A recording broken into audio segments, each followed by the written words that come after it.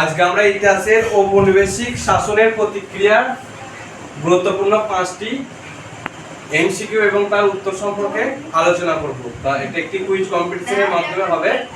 তো একে একে আমরা আমার স্টুডেন্টদের ডাকবো এবং তারা তাদের এই প্রশ্নগুলোর উত্তর দেওয়ার চেষ্টা করবে। তা প্রথমে শামসরা চলে এসে প্রথমে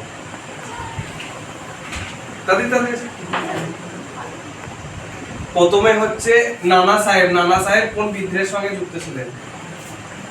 নানা সাহেব হচ্ছে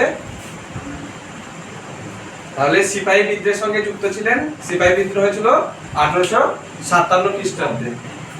এরপরে আসবে প্রিয়া বলবে দিগম্বর বিশ্বাস কোন বিদ্রোহের সঙ্গে যুক্ত ছিলেন? দিগম্বর বিশ্বাস কোন বিদ্রোহের সঙ্গে যুক্ত ছিলেন? দিগম্বর বিশ্বাস ছিলেন নীল বিদ্রোহের সঙ্গে যুক্ত। নীল বিদ্রোহ হয়েছিল 1859 থেকে 7 খ্রিস্টাব্দে। এরপর আসবে সাহিল উত্তর দেবে বিরসা মুন্ডা কোন বিদ্রোহের সঙ্গে যুক্ত ছিল? বিরসা মুন্ডা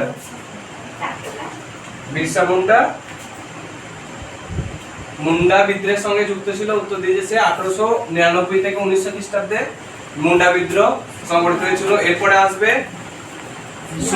সুমাইয়া আসবে সিধু কানু, এই নামগুলো শুনেছিল। সিধু কানু কোন বিদ্রোহের সঙ্গে যুক্ত?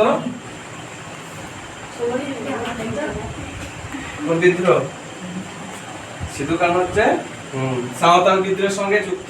সাঁওতাল বিদ্রোহ 1855 খ্রিস্টাব্দে সংগঠিত হয়েছিল। তিতুমির তিতুমির কোন বিদ্রোহের সঙ্গে যুক্ত? তিতুমির হচ্ছে বারাসাত বিদ্রোহের সঙ্গে যুক্ত।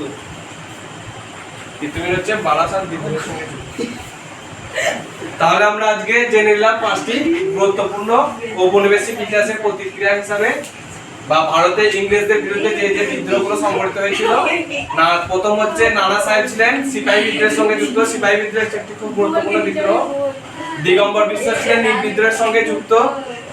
বিরসা মুন্ডা, সিধু কানু, তারপর হচ্ছে সিধু কানু হচ্ছে সাঁওতাল বিদ্রোহের সঙ্গ। দিগম্বর বিশ্বাস হচ্ছে বিষ্ণু বিশ্বাস আছে, তারা হচ্ছে নীল বিদ্রোহের সঙ্গে যুক্ত।